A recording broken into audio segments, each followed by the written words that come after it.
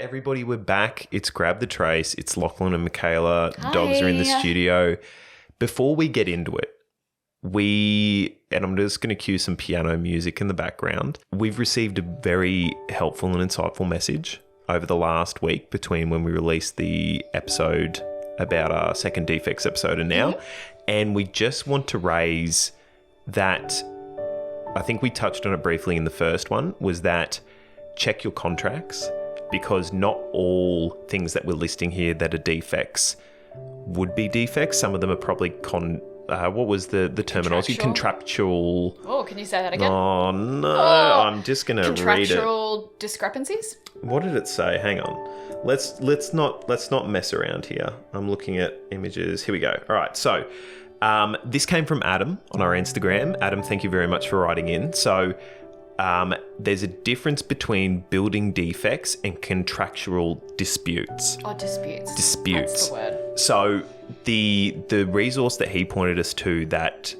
I think we did mention it in that first episode, was in each state there's a tolerances guide, I think it is, or a standards and tolerance guide. In Queensland, it's run by the QBCC. It's a free document. Have a look at it. It kind of just helps you get that idea of like, when does something become a defect, and like how you also even classify between like a minor and a major defect, and then how you kind of evolve from there. So again, not an architect, thank God I've got one here, but isn't there a difference or like stages, or I can't remember what it's called, but even like for painting, for instance, or concrete, there's like a level 1, a level 2, isn't there different levels? Or there might be. I'm not too sure. You heard of I think that? there's a difference between major and minor. I know that much. I thought there was like, for painting, for instance, there's like a level 2, or I don't know if it's called stage or level. Yeah. But there's... I mean, it would make sense. And same with like concrete, there's like, oh no, that's like a level 1 accepted, or that's a level 2 accepted. Yeah, like cosmetic versus it's cracking versus the whole thing needs to be redone. I know it's like the same thing with painting as well. It's like, no, that's like a level 2 accepted.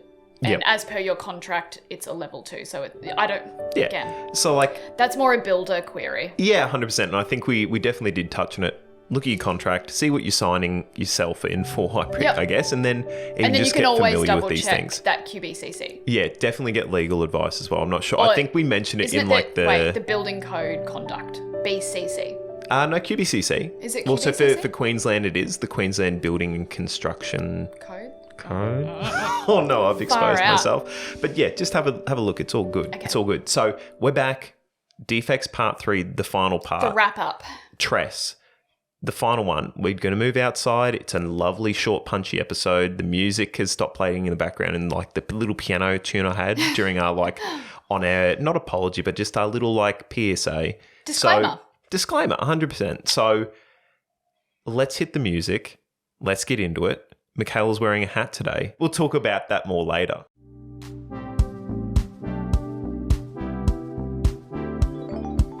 Welcome to Grab the Trace, a home design podcast here to help you deliver your next project to its full potential. If you're looking for some tips and secrets whilst building a new home, renovating, or even just picking some window furnishings, stick around, pull up your plans, and let's grab the trace.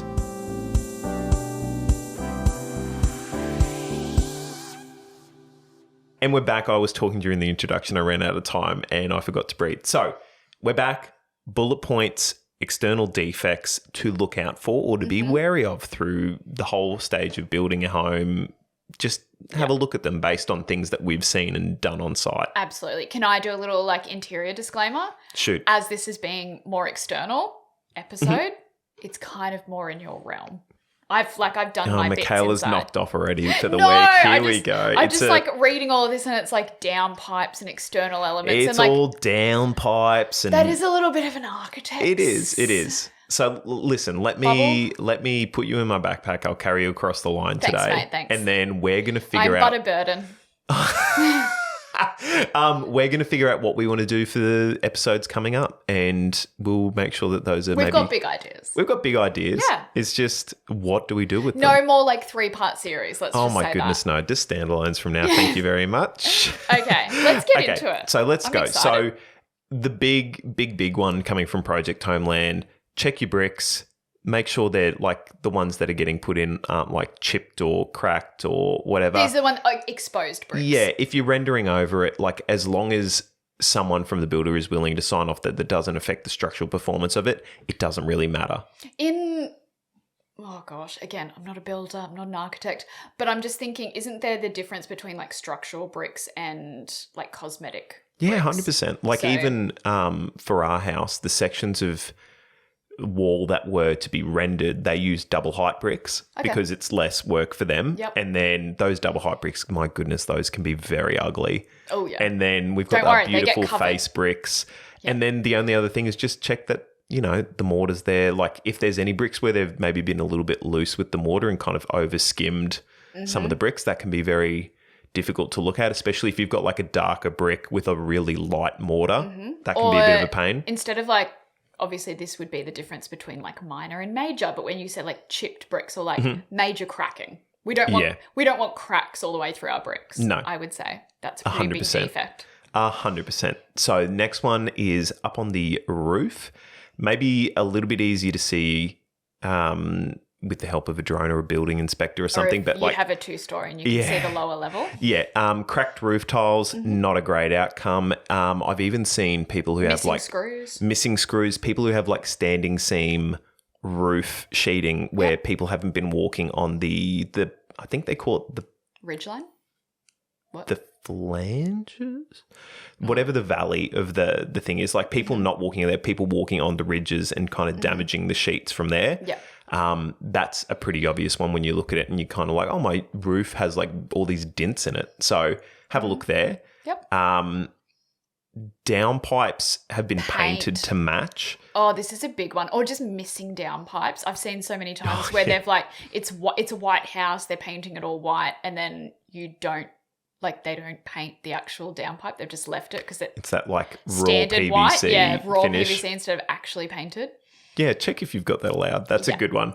As we were saying, the grouting is like pretty clean. Like it's not missing. Yep. If there is grout missing, more than likely it's just because it's a weep hole. So don't freak out there. Don't go start defecting weep holes. Yeah. But like, again, it's having an open conversation with your builder instead of like, oh, defect. Can you He's imagine like, oh, getting no. an email with like 35 defects for just the weep holes and being like, that's okay. That's a weep fine. hole. That could That's good. imagine the stress of writing that email. That your door and window sills are all squared up and sitting nicely.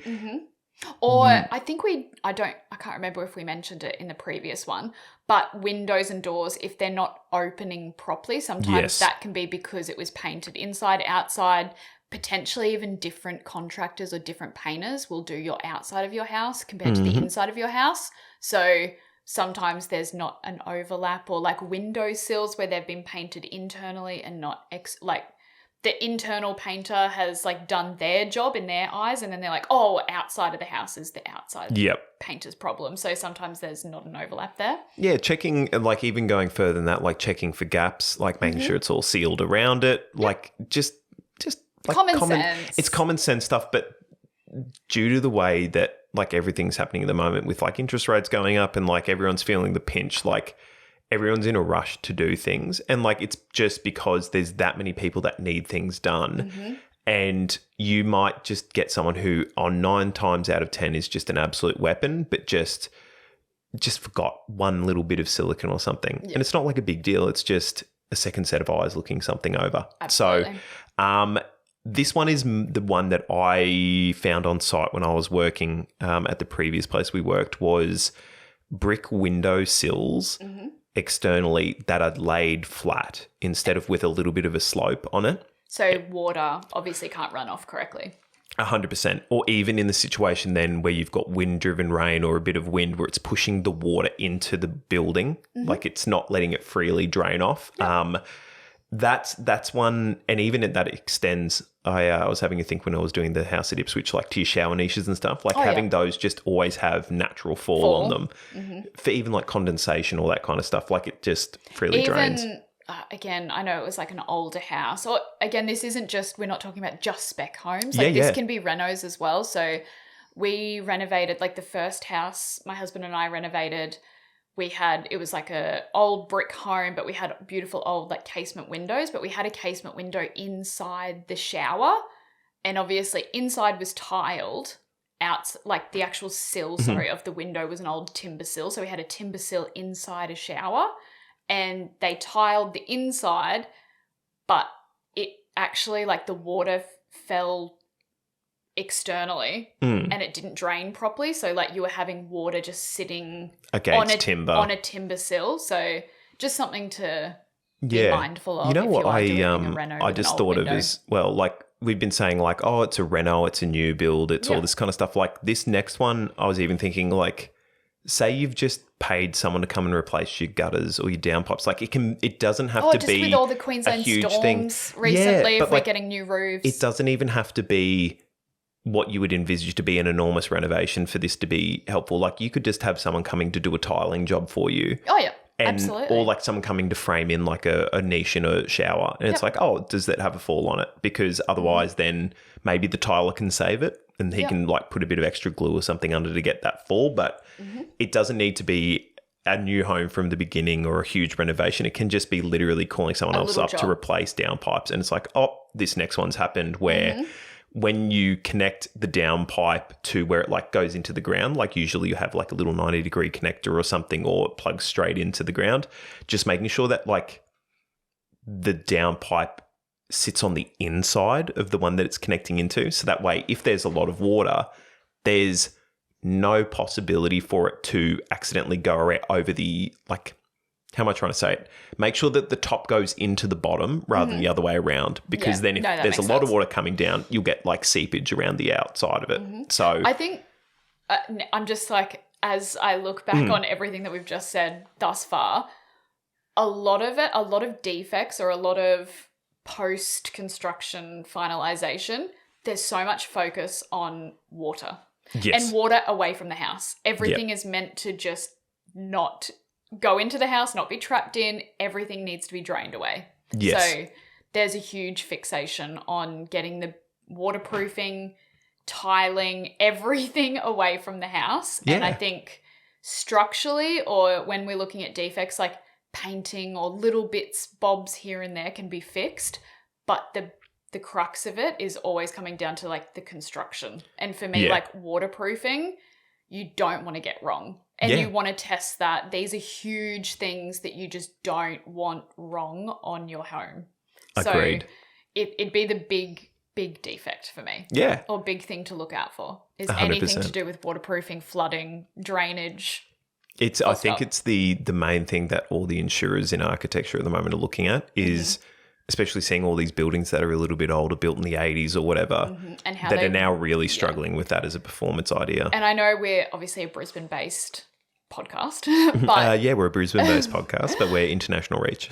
But we have such a fixation on like summer storms. We have tropical storms. We've got so much horizontal water or rain coming into a property. So I know we fixate on that a lot being from Queensland. So I don't know if that has much. Yeah, we're going to get someone who lives in Cooper Pedy being like, what about the dust? The dust, Lachlan. Yeah, or like we hear so much about like we did a childcare recently in like New South Wales, and that was all about like bush fires. Bushfire zones. Yeah, and there's obviously climatizers, or it's got to do with your situation and your landscape. 100%. But yeah. Like even down to the point of when I was working on those apartment buildings at the Gold Coast, like you can't just specify any old powder coat colour because you're so close to the beach, the salt, like the salt sea spray affects the building differently. So that can be a big defect, not even from a builder's point of view, but from a documentation specification point of view.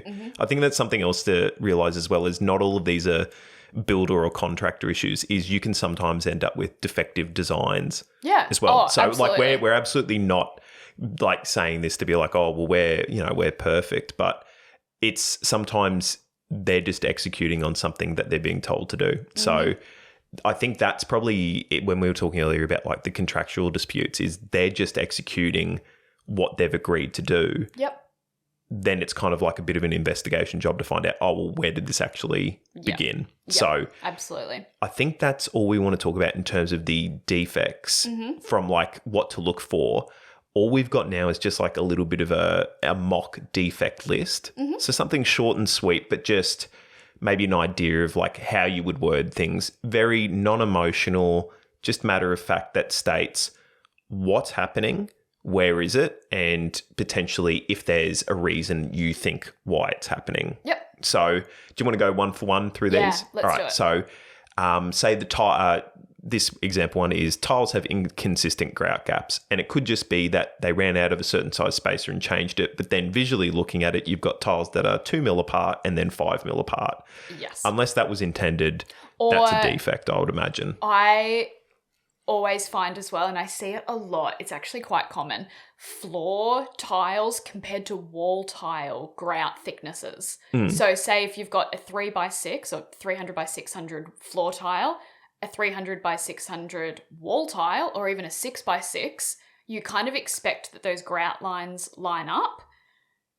And if they do, great. But if you have different consistencies with the grout thicknesses, so if you've got a really thick grout line on the floor and then a really fine one on the wall. What a great call, yeah. All the grout lines start to shift and move over. You end up 2 mil different. And then you're different, and then all the lines don't line up. And honestly, I know it's like such a small thing, but if you see it and you notice it, you will stare at it for the rest of your existence I in think that that's house. in my house. Oh my goodness. gosh, I'll take a photo for you guys. I pick it up. And another like big one that I found from my father-in-law taught me being a painter, the grout lines or like a door or a painted finish or surface that you will stare at the most is your toilet. If you've got a powder room, make sure that your grout lines are perfect in that powder room, or your toilet grout lines, or your powder room vanity, or your door.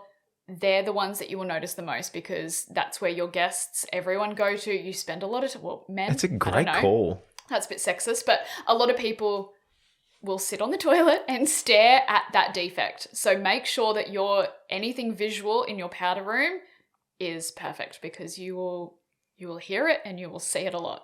Oh, imagine that, like having a dinner party and someone's like, did you know that? And you're just like, the grout, I get it. You're the third person tonight. Yeah, got it. All right, take the next one away, friend. Sorry. Apparent water damage in the bathroom ceiling after rain. And this also stands for skylights. Skylights are a big one. I think I've had trouble, like we did an extension on my now house and we had issues with waterproofing in our skylight. Like it leaked like 3 times. So we had to get the builder out 3 times to kind of fix it. So it happens. It's common. It's just something to look out for. And it's something that it's a good example of you don't just have to find all the defects before handover. Oh, yeah. It could be dry for a month and then like a little bit of rain. Or exactly what happened to us. You need like those real big rain events to really test these things. Yeah, and on it wasn't like a bad experience with our builder as well. Like it was just like, oh, hey, like my ceiling's leaking. Like, and he was like, oh, great. First big rain event. Okay, we'll get someone out there and fix it immediately. Be able to find it. Yeah. Next one I've got is silicon gaps. So like gaps in the silicon on vanities, everything like that. Everything's so common. Even sometimes you'll find, particularly if they lay it, say, in like a winter or something, and it can tend to along. or like the change, or say they lay it in summer and then winter comes along, it tends to shrink with winter, and so it might start peeling off the wall. Not a big deal. Just something to be reapplied or easy. Next one, roof tiles are cracked or screws missing. If you've got metal sheeting, like obviously different materials for your roof. But yeah, just check it out. It's not a big thing. A few screws can be forgotten or missed. Roof tiles can get cracked. Easy fix. Yeah, and I think the other thing is like there's a difference between roof tiles getting cracked in like a hailstorm or like an act of God that's not really the builder's fault. Yeah, like these things can happen. But like if you rock up the handover, it like that's probably more one where was the tile cracked before handover or something. Yeah. Because then it's kind of like as soon as you take it on, that's why we have insurances, because that it could be an act of God. It could be someone, I don't know, you could be playing in the background and like defective tile, like it could have come like tiny cracked and then over time it's obviously the heating like and now contracting. It's visual. 100%. All right, I'll go. So we've got like the garage door. So like say your roller door, if you've got like a little hinge door out to the back, like if that's missing like anywhere the ceiling or anything like that, just Laundry stop. door. Or if you've got like air gaps, it's like, well, what's the point in doing all the insulation and everything if there's just Good one. a constant gap there? Yep. So once again, check if it's been allowed for, specified in your contract before you try and raise it. Fight But it. Yep. in this hypothetical one, it was. So Paint and cornicing to the alfresco and front entry. See if that's kind of complete. I think yep. That's a neat little one. Like you might see that. You might look at it and be like, oh, that's white. But then there's a difference between like an unpainted white with the cornicing and then like what you might have specified. Yep. So have a look at that. Next one is a pretty fun thing to do if you ever go to display homes is lift the toilet seats up and then see if the soft close is still working. Because they do wear out, but depending how quickly or how much you use it, I guess, like it shouldn't be too bad. Yeah. Also, so I'd just say soft close in general. Yeah. So I think we mentioned it before, like all the kitchen cabinets, everything soft, like everything that's meant to be soft close, double check. You don't want to be slamming doors and drawers when you move in. 100%. Another one is check your power points. I think you mentioned this. This is a good one. Just even have, what did you say? I think It was a like night a little light. night light. Yeah. Perfect. Just plug that into every single one because it could not just necessarily be like, don't try the left-hand one of every single one. Potentially the right-hand side of the GPO cannot work. So check both. Check both. Even like I've got, we had one at our house where if both were turned on, it didn't work. And I was like, oh, that's amazing. So great. we constantly So would take just... 2 night lights. Yeah, 2 night lights, please. I think back in the day, you remember like the AA battery chargers you plug into the wall? Like I think that was how people used to do it as well because they used to draw a little more current than a night light. But we don't really need that anymore. So the final one we've got here listed, which is I think one we mentioned last week, was checking that the colours of your downlights and the models are the same. Absolutely. The main area you will see this is potentially in my house at the moment where we've had a few downlights die and I've gone to buy a replacement one, but it's not the same. So we're doing a big game of musical chairs at the moment where I'm rotating through existing downlights we've got into other rooms so that way when you look at the scene, they're all the same. Yep. It's really fun. It's not just necessarily like I've got warm white everywhere. As you said, it can be different brands. So if I buy a warm white in one brand, it's not necessarily the same warm white in another brand. Or even like the rings. Like the bits that touch the plastic can change. The frosted colour of the bulbs can change. Yeah, it can get a bit much. Especially, I always find if you do like big open plan areas. So if you've got like kitchen, living, dining, entry, hallway, and it's all in one area and you've got like a lot of downlights and then that goes to outside, that's a good one. I always find external downlights in your like alfresco area are always a different temperature color. So if you've got the big like kitchen, living, dining and then it flows to outside and then the downlights are a different color, yeah, have a look. Hate. Like, is there like it's that cool, cold light outside, and you're like, ooh, I've just put the fluoros on. Let's have a barbecue. Oh my goodness, yeah, put the floodies on. Guys, that's it. That's it. We're gonna go and have a little We're gonna have a little brainstorming session heading into our weekend. We're gonna think of some cool, new, fresh podcast ideas. I've already got one that I really. You've already got one. Yep. Excellent. All right. Well, listen. Thank you very much for joining us this week, guys. Oh, thanks for wrapping up Defects. Oh, thanks for wrapping up Defects with us. I know we're a week late. I hope you all had a great Easter. Yeah. And we'll see you next time. So you ready to 1, 2, 3 this bad boy? Yeah, let's do it. 1, 2, 3. Toodaloo.